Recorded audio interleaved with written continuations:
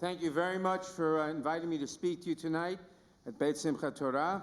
It's always a pleasure to be with Rabbi Kleinbaum, CBST President Sabrina Farber, fellow elected officials and synagogue members, Brad Holman Siegel and Deborah Glick, although I don't see Deborah and I know Brad had to leave, and with a vibrant and inclusive community of CBST. For 50 years, you have been an essential progressive voice within Judaism and within our larger society, exemplifying the Jewish values that we hold dear. As progressive Jews, we know that the teachings contained in the Torah are not static texts merely to be read when we attend shul. We must engage with them, and we must embody them each day as we live our lives. That means that we perform daily acts of tikkun olam, we call for social justice in our country, we march for human rights around the world, and we create communities that are rich in diversity and welcoming of others. These are values that are core to our identity as progressive Jews. That does not mean that we always agree with each other, of course. To provoke and to debate, sometimes passionately, are also deeply held Jewish values. But we do these with respect, recognizing the essential dignity of others. For half a century, Congregation Bet Simchat Torah has been at the forefront of progressive Judaism as a shining example of these values put into practice. This congregation models welcoming the stranger through opening its doors to your neighbors by becoming a sanctuary synagogue and operating an immigration clinic for asylum seekers. Your Green Team works litaken et ha'olam by promoting sustainability through environmental activism. Congregants volunteer with partner organizations on a wide array of issues, including ending mass incarceration and protecting democracy. This congregation also holds an important place in our community as the preeminent synagogue welcoming members of the LGBTQ community to worship together. In the face of an unprecedented and vicious campaign of anti-LGBTQ legislation advancing in legislatures across the country, it is more important than ever that we find strength together while fighting back against such hatred and bigotry. Earlier this month, the Human Rights Campaign declared its first ever state of emergency for LGBTQ+ people in the United States.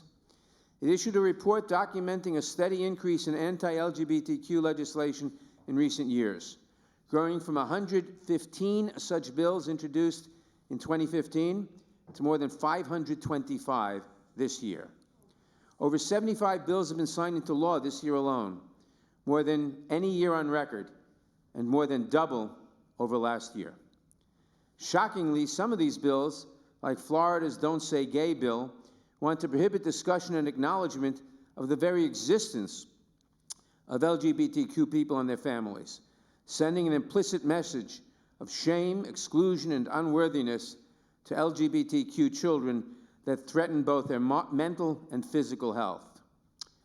Unfortunately, measures such as these are not limited to a few rogue states, with governors appealing to the most extreme elements of their party as they run for president. It's a dangerous trend that we are seeing nationally. More than 40 states have introduced anti-LGBTQ bills in the last year. This sort of discrimination goes against the very essence of our democratic ideals and our basic sense of fairness by deeming some of those among us as less deserving of respect, less equal, and frankly, less human. We must make clear that we support the equal worth and equal rights of all people, including every LGBTQ person in this country. The most common target of these bills has been transgender people, with legislation taking direct aim at access to gender-affirming care, exclusion from youth sports and other educational opportunities, as well as bathroom bans and other bills that strike a blow to basic human dignity. Unfortunately, this focus on transgender people, and particularly on trans youth, is no accident. As the New York Times reported recently, this is all part of a cynical political effort by conservative groups who needed an issue to galvanize their supporters after the Supreme Court ruled that same-sex marriage was a constitutional right. Opposition to marriage equality had been a key pillar of their fundraising and political operations. So they cast about for another issue that they could fearmonger and demagogue, and they settled on transgender issues. They found that they could rally their base and rake in large amounts of money, and never mind the devastating trauma and pain that they would inflict on those who bear the brunt of their bigoted campaign. According to one study, nearly half of transgender and non-binary youth reported seriously considering suicide in the past year. But yet the forces of intolerance march on. This issue is not just confined to state legislatures. Earlier this year, the House of Representatives passed a bill supposedly saving the country from the grave threat posed by transgender youth participating in sports. I spoke on the House floor to say that while there are many real issues facing our nation's women's and girls' sports teams, including disproportionate funding and resources compared to their male counterparts, transgender athletes are not one of them. Every sports federation supports transgender athletes competing on an equal basis, seeing no inherent advantage in sports competition for transgender athletes.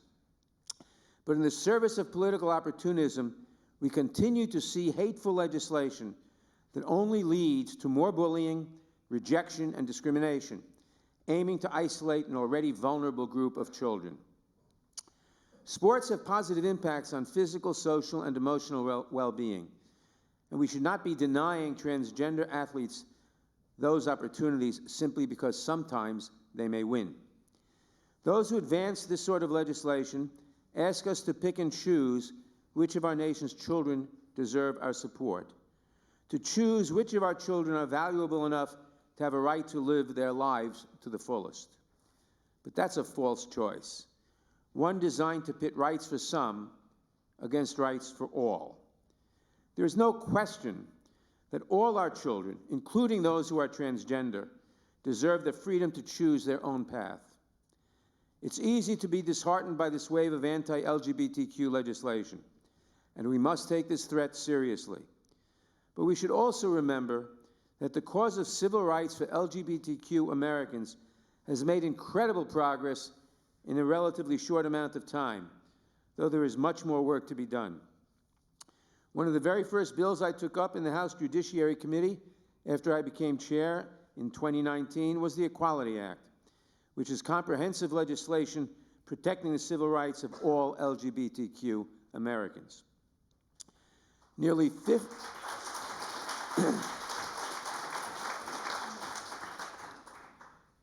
50 years after the Stonewall Uprising, there is still no federal law that explicitly prohibits millions of LGBTQ Americans from being denied medical care, fired from their jobs, or thrown out of their homes simply because of who they are. Congress had never taken up legislation to address these issues in a comprehensive manner, but I was determined to use my perch as chairman of the Judiciary Committee to advance this historic legislation. Many of the protections codified by the Equality Act already exist throughout the country, whether through court decisions or in state laws. And of course, in those places, women still have rights, religious freedom is still protected, parents are still involved in their children's health care, and doctors are still free to exercise their professional medical judgment. And trans athletes, from high schools to the Olympic trials, sometimes win and sometimes lose, just like everyone else. But the ability to have a job, to receive medical care, or to rent a home should not depend on who someone is, where they happen to live, or who represents them. LGBTQ people should not have to worry that a future Supreme Court could rip away their existing protections, and they deserve the same protections as other communities that have historically faced discrimination.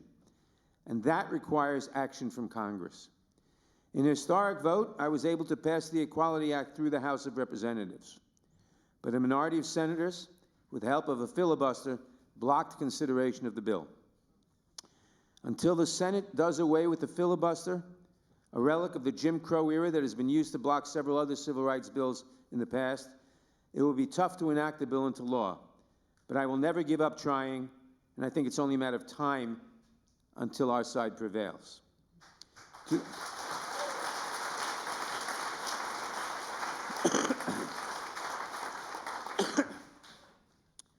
To those who wonder if I am simply being naive, I would remind them that in 2009, when I first introduced the Respect for Marriage Act to enshrine marriage equality into law, it was seen as fringe legislation with no chance of becoming law.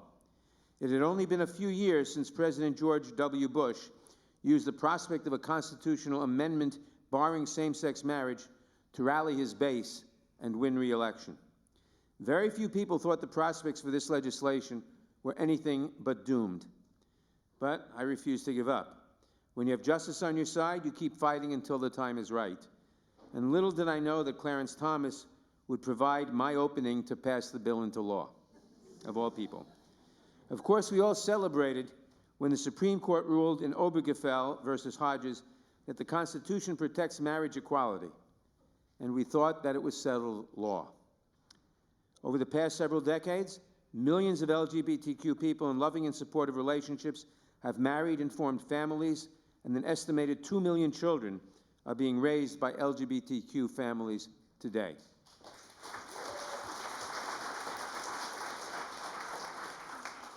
An enormous body of research shows that stable and loving families are the foundation for children's well-being and success, and children do best when their families have the critical legal protections to care for one another. There was no reason to believe that these legal protections were in any jeopardy until the Supreme Court's decision in Dobbs versus Jackson Women's Health, which extinguished the constitutional right to abortion, and which raised concerns among some people that other rights rooted in the constitutional right to privacy may be at risk, including the right to marriage equality. In fact, in a concurring opinion in Dobbs, Justice Thomas explicitly called on the court to reconsider his decisions protecting other fundamental rights, including specifically the right to same-sex marriage.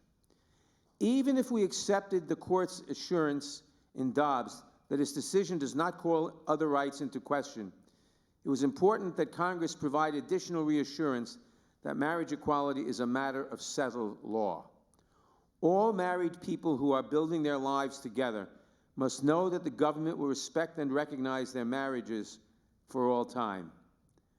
I moved quickly, and within days, the Respect for Marriage Act, that doomed legislation that I first introduced 15 years earlier, was on the House floor, passing on a bipartisan vote.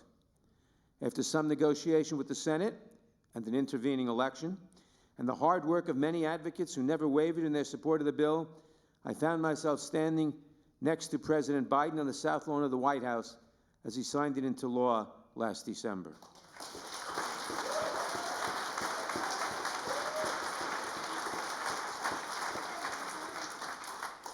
What once seemed unimaginable had become the law of the land, providing the security and dignity that each LGBTQ couple deserves. It is this journey that gives me hope that we will once again defeat the forces of intolerance and bigotry, and we will stem the tide of this current wave of anti-LGBTQ legislation. Much of the history of the United States has been about expanding the definition of who is understood to be included when the Declaration of Independence says, "All men are created equal." When these words were first written, that phrase did not include Black and Latino men. It did not include Native Americans. It did not include any women, and it most certainly did not include LGBTQ individuals. Once again, we are called upon to continue our march toward justice, to protect marginalized communities, to ensure that everyone can fully participate in key areas of life, and to provide them recourse in the face of discrimination. We are also guided by this principle through our religious values. The Torah reminds us that we are all created b'tselem Elokim, in the image of God, and are therefore bound to care and respect one another. We strive to create a world with derech eretz, and respect for each other's beliefs, backgrounds, politics, ethnicities, gender, sexuality, and abilities. Each advance has been hard fought, whether in Congress, in the courts, or through regulations, and it has happened over the objections of people who argued that we were taking away their freedom to discriminate. But as a nation, we have long held that we cannot sit by and be tolerant of intolerance that is designed to demean and to exclude communities. In this week's Parsha, Parshat Shlach, we read about the spies who were sent into Canaan to scout out the land. When the spies came to report what they saw to the nation, they said, Ra'inu et hanfilim b'nei Anak min hanfilim, v'anahi be'einenu chagavim, v'chein hayinu be'eineihem. There we saw the giants. We looked like grasshoppers to ourselves, and so we must have looked to them. This intimidating report caused the nation to panic and fear entering the land.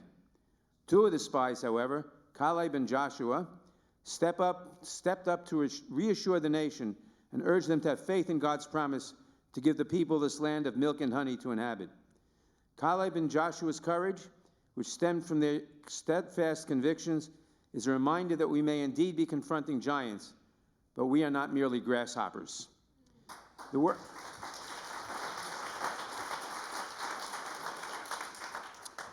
work ahead of us is difficult, and we are up against many obstacles. However, if we can find strength in our principles and our community, we can take on every daunting fight head on and know that while it might take a long time, we will ultimately prevail. As we celebrate Pride Month, we have much to be thankful for, but we cannot let our guard down. As I continue to fight for equality and justice for all LGBTQ Americans, I take comfort knowing that I have a partner in congregation at Bet Simchat Torah, still standing strong after 50 years and leading the way in the Jewish community and beyond. Thank you very much.